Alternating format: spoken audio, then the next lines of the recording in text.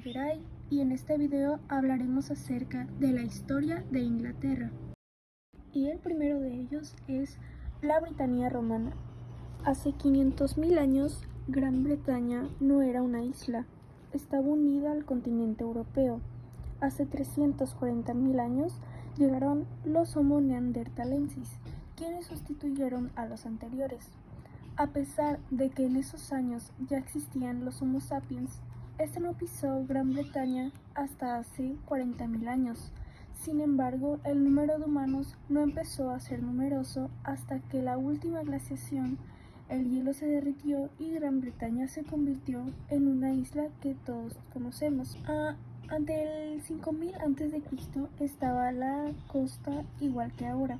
En las siguientes islas hubo muchos aliados de inmigrantes que llevaron a la isla la ganadería, el cultivo y la cerámica. Hacia el año 2500 a.C.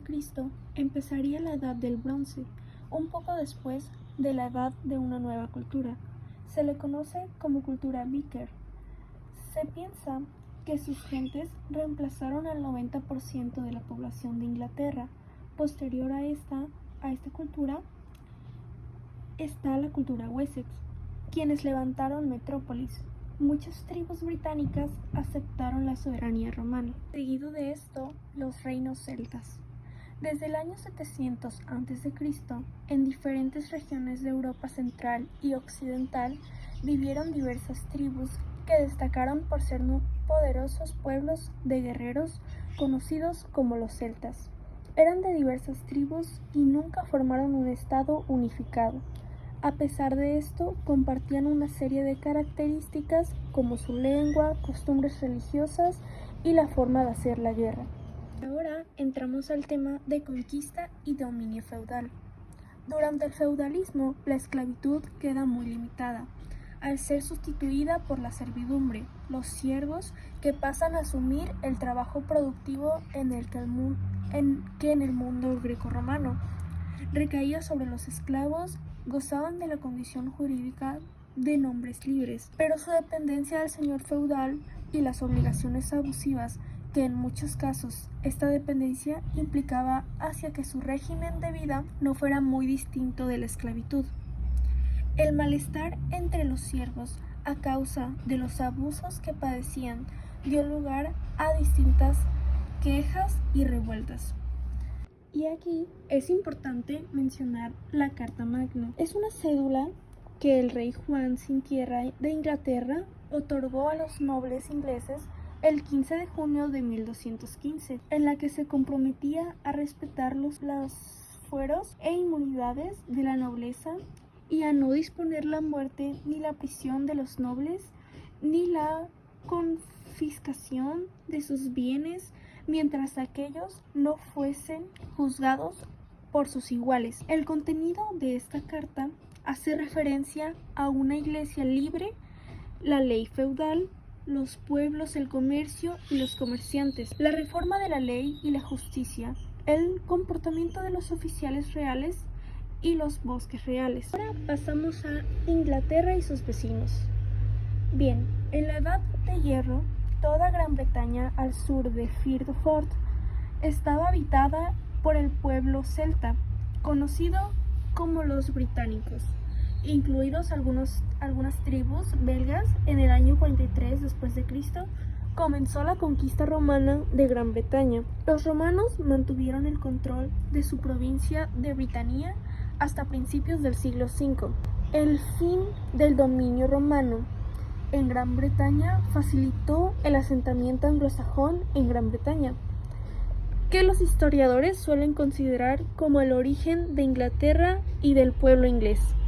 Los anglosajones, un conjunto de diversos pueblos germánicos, establecieron varios reinos que se convertirían en las principales potencias de la actual Inglaterra y partes del sur de Escocia. Introdujeron el idioma inglés antiguo que desplazó en gran medida al idioma británico anterior. Aquí es importante mencionar a un personaje que sería la reina de Escocia, María Estuardo. María Estuardo nació en 1542 y como dato, por estos años, Gales se unió formalmente a Inglaterra mediante las actas de unión de 1536 y 1542, mientras que Escocia se unió a ambos en 1707 para formar el Reino Unido de Gran Bretaña. Y bueno, siguiendo, María Estuardo nació en Linlithgow, en el condado de West Lothian, a 24 kilómetros al noroeste de Edimburgo, en un tiempo en el que Escocia era uno de los territorios más periféricos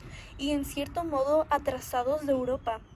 Además, el país tenía como vecino a Inglaterra, un reino mucho más rico y una potencia amenazadora que pretendía conquistar el Reino del Norte. Escocia salió con Francia, el tradicional enemigo de Inglaterra, y a los 5 años María Estuardo marchó al país galo como prometida del Delfín. Allí permanecería los siguientes 13 años, que fueron los más felices de su vida.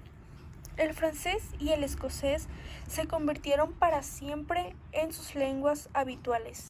El 15 de octubre de 1586, antes de cumplir los 45 años, en febrero de 1587, Isabel I de Inglaterra mandó a decapitar a María Estuardo, la reina de Escocia, en el castillo de Fotheringhay, y murió allí como una mártir católica. Pasamos al tema del poder de los reyes. Irlanda se sumó en 1800 mediante el Acta de Unión, aunque con la independencia de 1822 solo 6 de los 9 condados, Antrim, Armagh, Down y Fermanagh, Derry y Tyrone, siguieron formando parte del Reino Unido como Irlanda del Norte. La forma de gobierno del Reino Unido en la actualidad, pues el Reino Unido cuenta con una monarquía constitucional como forma de gobierno, es decir, el soberano es el jefe de Estado, pero la capacidad de elaborar y aprobar leyes reside en un parlamento electo. Los reyes y reinas del Reino Unido desde 1707, con la formación del Reino Unido hasta 2023, con la coronación de Carlos III, a continuación mencionaremos a los reyes y reinas que ha tenido, también destacando algunos de los más interesantes, empezando por Ana, la última reina Estuardo. Nació en 1665 como resultado de la unión de James VII y Anne Hyde. Ana contrajo matrimonio a los 18 años con el príncipe Jorge de Dinamarca. Heredó el trono en 1702 y pasó a la historia, entre otros motivos, por ser la última monarca Estuardo. Siguiendo con Jorge I, 1660 a 1727, nacido en Hannover, Alemania. Sucedió a Ana tras su muerte. Primero hablaba alemán y francés y un poco de inglés. Esta condición y el hecho de no estar familiarizado con las costumbres del país generó la dependencia del monarca y de sus ministros, de manera que ellos dominaron el parlamento durante su reinado. Siguiendo con Jorge II, gobernó entre 1727 a 1760. Fue el último soberano británico en luchar contra sus soldados en la batalla de Denten en 1743 en Alemania contra los franceses. Otro de los más interesantes sería Eduardo VIII, el rey que dejó el trono por amor.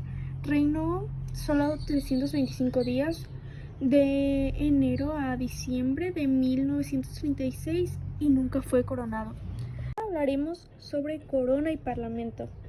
El Parlamento británico es el órgano legislativo del Reino Unido y de sus territorios de ultramar. A su cabeza está el soberano.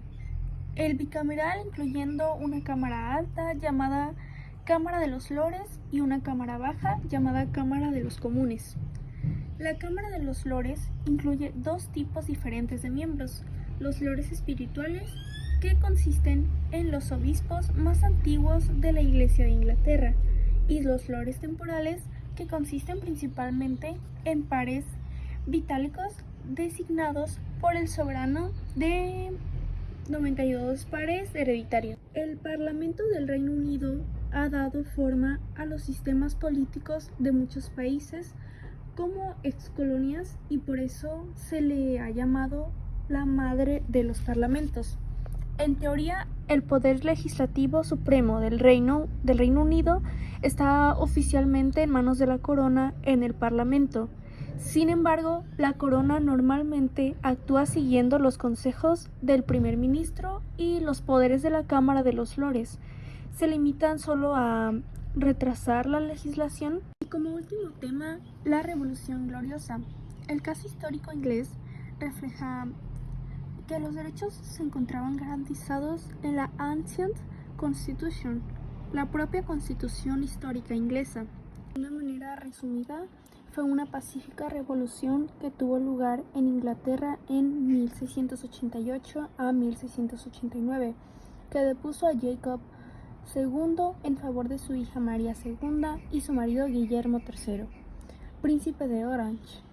La revolución transformó la monarquía absoluta de los Estuardo en una monarquía constitucional y parlamentaria. La Revolución Gloriosa tuvo éxito, sin derramamiento de sangre, el Parlamento era soberano e Inglaterra próspera.